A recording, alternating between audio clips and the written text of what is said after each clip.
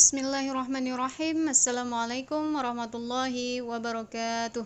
Alhamdulillah wassalatu wassalamu ala rasulillah. Kembali lagi di channel Ayajud. Semoga Allah senantiasa memberikan kesehatan, keselamatan, berkah ilmu, dan senantiasa istiqomah di jalan Allah. Amin, amin, amin, amin, amin, ya rabbal alamin. Allahumma amin. Teman-teman, masih seperti biasa kita akan memberikan informasi-informasi terbaru terkait tentang P3K, yaitu tentang soal-soal dan pembahasannya. Oke teman-teman, langsung saja kita akan lihat contoh-contoh soalnya. Nomor 1. Berikut ini yang termasuk pengertian ilmu hadis adalah: A. Segala pengetahuan yang berhubungan dengan hadis. B. Sumber hukum kedua setelah Al-Quran. C. Ilmu yang mempelajari sifat-sifat Nabi. D. Ilmu yang mempelajari tentang kemurnian dari pembicaraan Nabi. E. Segala pengetahuan yang berkaitan dengan perkataan, perbuatan, dan takrir Nabi SAW beserta sanad-sanadnya. Nah, ini teman-teman apa kira-kira jawaban yang tepat?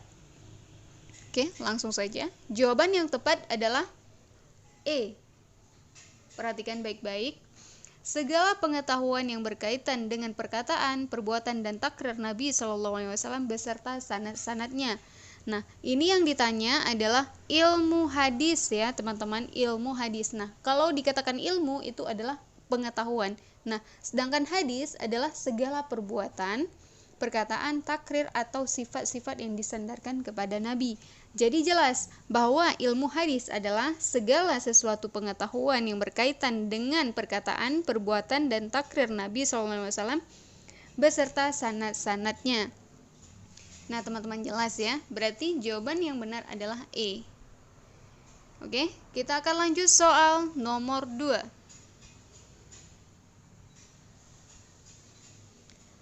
Hadis yang dinukilkan oleh seorang yang adil, tapi tidak begitu kokoh ingatannya, bersambung-sambung sanadnya, dan tidak terdapat illat serta kejanggalan pada matannya.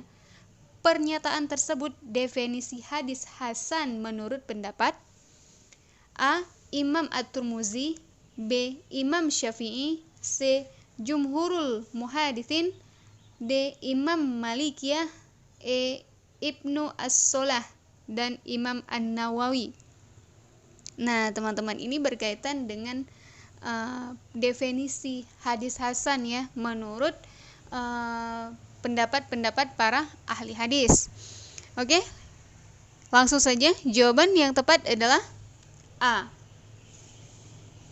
Imam At-Tirmidzi.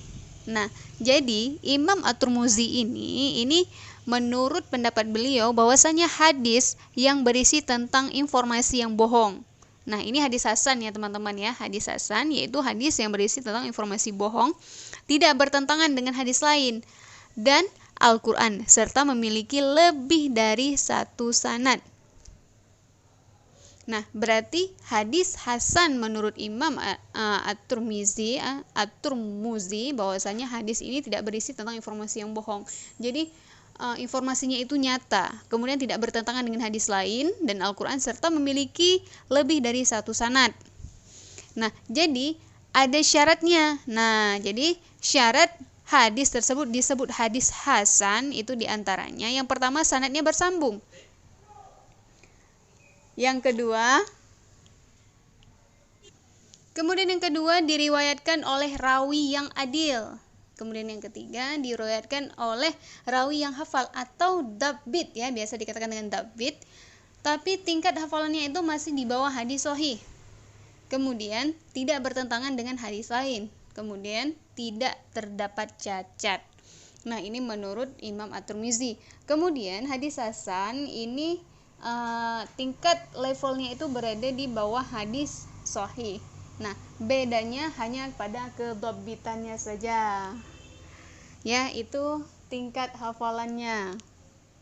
Oke, jelas ya teman-teman, berarti jawaban yang tepat adalah A. Imam At-Tirmidzi, yaitu mendefinisikan tentang hadis hasan ya teman-teman ya. Jadi harus diperhatikan baik-baik bahwasanya kalau menurut Imam At-Tirmidzi itu yang masuk kepada syarat-syaratnya itu adalah dinukilkan ya pada seorang yang adil. Kemudian ini masuk ya. Kemudian bersambung-sambung ya.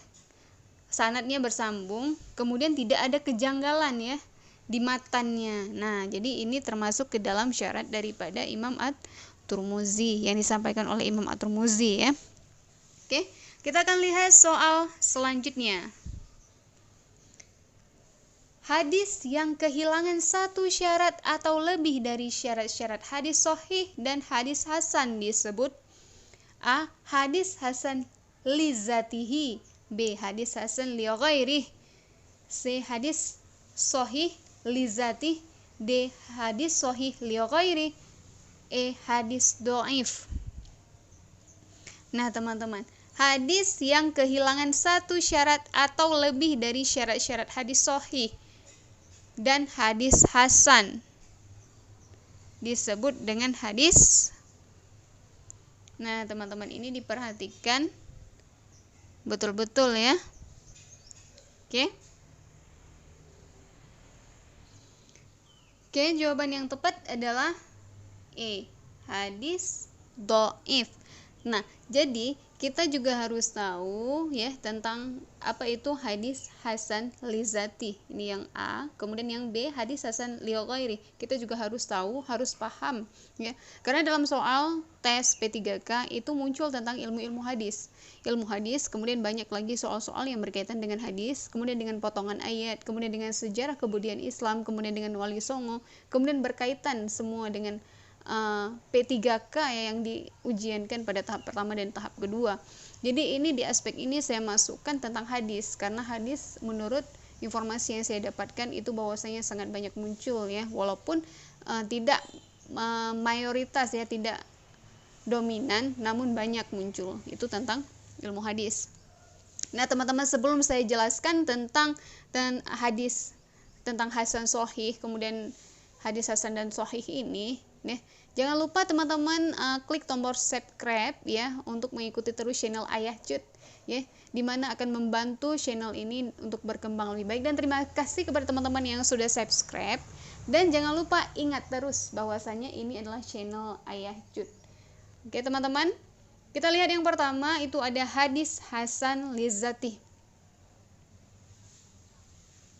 Nah, hadis hasan li zati ini adalah hadis yang diriwayatkan oleh seorang yang adil, kemudian sedikit dhabitnya. Nah, ini maksudnya adalah ini kurang kuat ingatannya, jadi hafalannya itu sedikit. Nah, kemudian sanadnya bersambung tanpa adanya cacat, tanpa adanya kejanggalan. Ini adalah hadis hasan li zati. Nah, kemudian kita lihat yang kedua, hasan li ghairi. Nah, ini kalau hasan li ghairi ini adalah hadis dhaif yang menjadi kuat karena riwayat lain, yaitu bisa kita katakan riwayat lain itu ada yang mendukungnya, yaitu ada hadis sahih dan hadis hasan yang serupa kalimat dan maknanya. Nah, kemudian dengan adanya hadis sahih dan hasan ini dapat mengangkat hadis dhaif tersebut menjadi hadis yang hasan li ghairi. Nah, jadi seperti itu teman-teman. Jadi yang awal mulanya dia itu dhaif, namun karena adanya hadis hasan ataupun hadis sahih yang serupa kalimat dan maknanya, sehingga dapat mengangkat hadis dhaif tersebut menjadi hadis yang hasan li ghairi. Nah, ini perlu diperhatikan ya teman-teman. Kemudian yang ketiga itu ada hadis sahih li zati.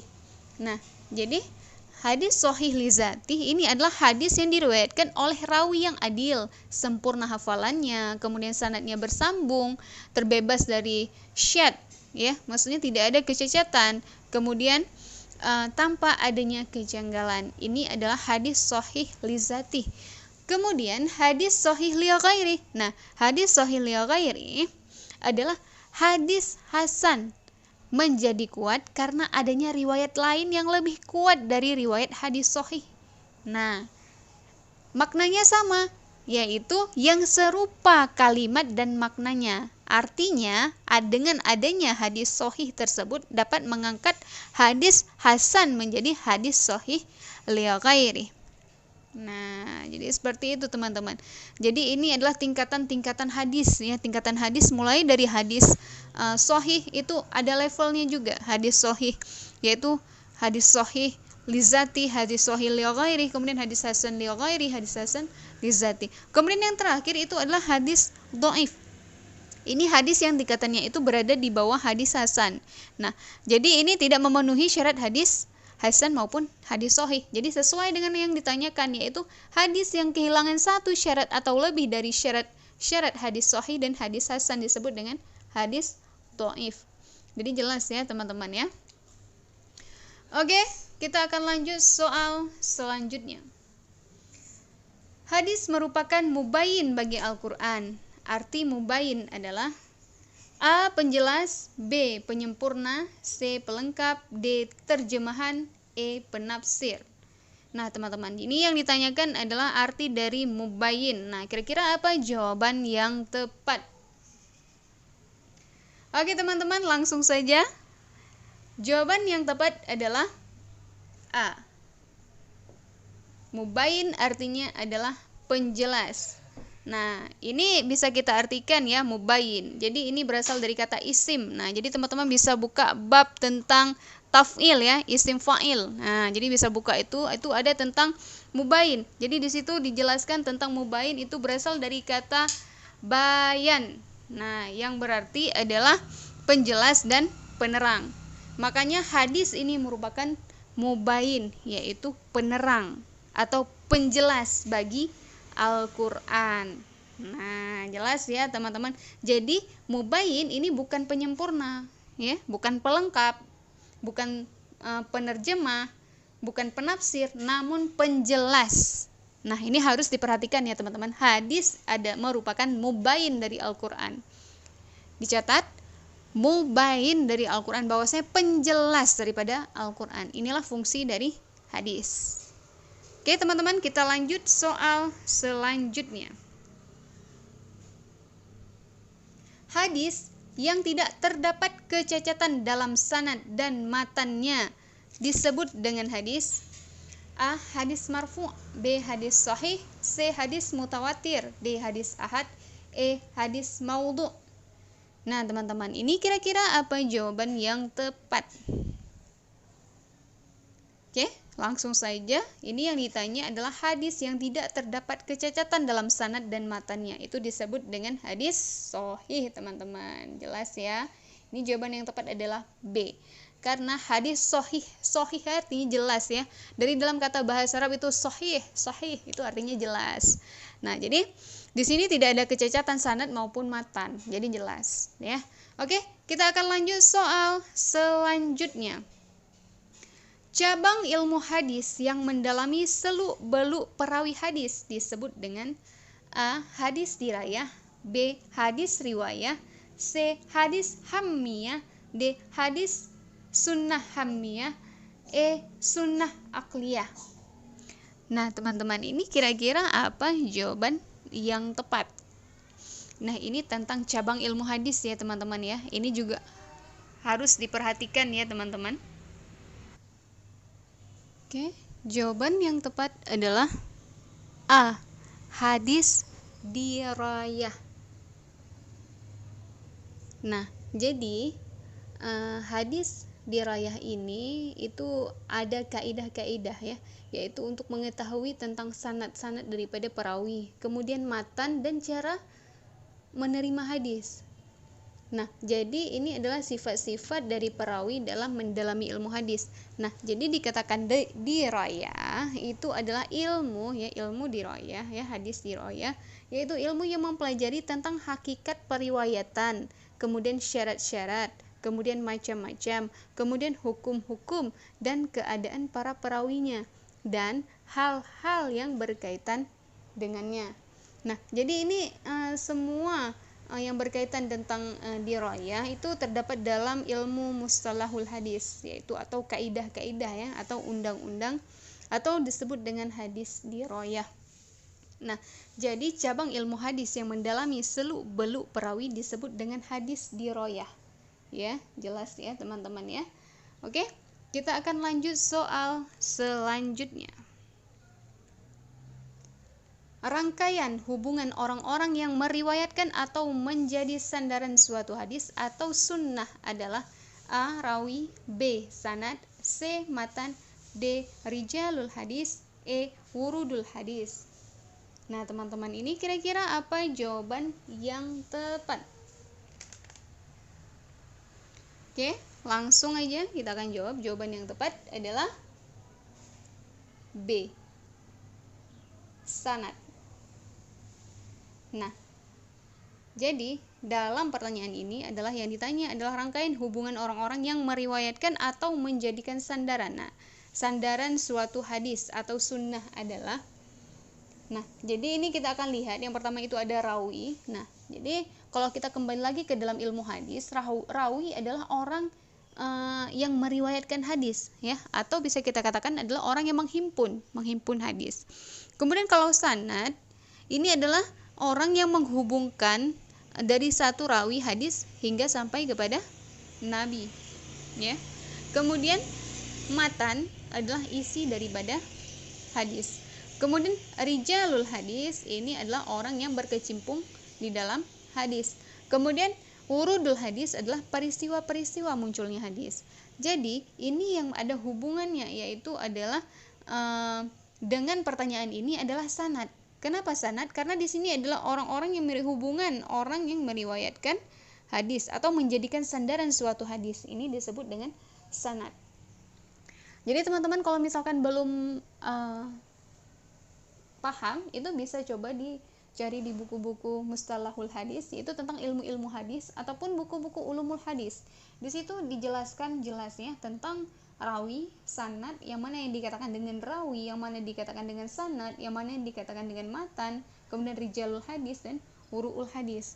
Dan dalam seleksi P3K maupun CPNS, ya, dan yang kemarin yang saya dapatkan informasi tentang P3K itu ada tentang hadis, itu yang ditanya an Ibnu Umar radhiyallahu anhu qala Rasulullah sallallahu alaihi wasallam. Nah, itu yang menjadi yang ditanya ini adalah apa gitu, an Abi Hurairah gitu. Itu masuk ke mana? Kemudian qala Rasulullah sallallahu alaihi wasallam, entah apa ya, pokoknya ada hadisnya itu masuk ke mana gitu. Nah, jadi yang ditanyakan yang mana? Yang mana sanad, kemudian yang mana matan yang ditanyakan, itu seperti itu teman-teman. Jadi harus diketahui bahwasannya rawi adalah orang yang meriwayatkan hadis, yaitu contoh hadis riwayat Bukhari. Kemudian kalau sanad, orang yang menghubungkan dari satu hadis ke hadis yang lain, itu adalah sanad. Contoh an Ibnu Umar radhiyallahu anhu qala an dari Abi Hurairah. Nah, seperti itulah. Kemudian Ibnu Umar, kemudian itu adalah sanad.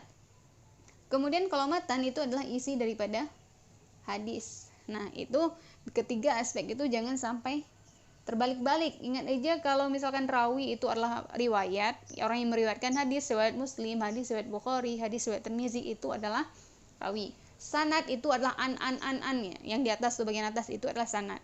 Kemudian matan itu adalah isi. Qala Rasulullah sallallahu alaihi wasallam, "Man kana yu'minu billahi falyaqul khairan aw liyasmut." Nah, itu adalah isi daripada hadis, itu adalah matan. Nah, seperti itu ya teman-teman ya, jangan sampai salah dalam mengartikan. Jadi kalau kita mengartikan, salah kita dalam menjawab soal, karena soal menjebak, ya. Oke, kita akan lanjut soal selanjutnya.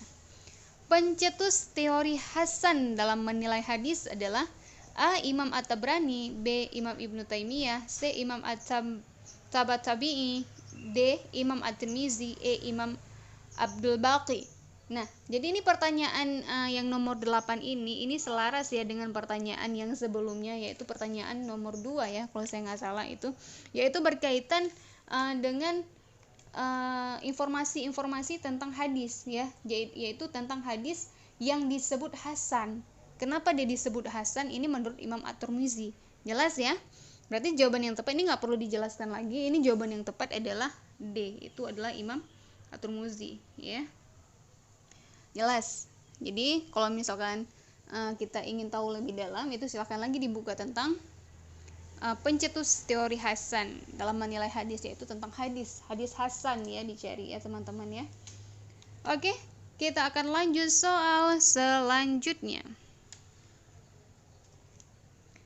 Ilmu yang mencakup pembahasan tentang segala sesuatu yang dinukilkan atau diriwayatkan dari Nabi Muhammad SAW, baik mengenai perkataan, perbuatan, ketetapan maupun sifat-sifat beliau adalah A. Ilmu riwayah hadis, B. Ilmu hadis diroyah, C.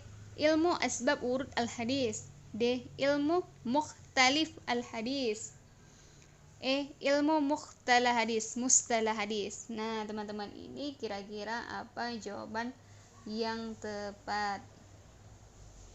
Oke, teman-teman, jawaban yang tepat adalah A.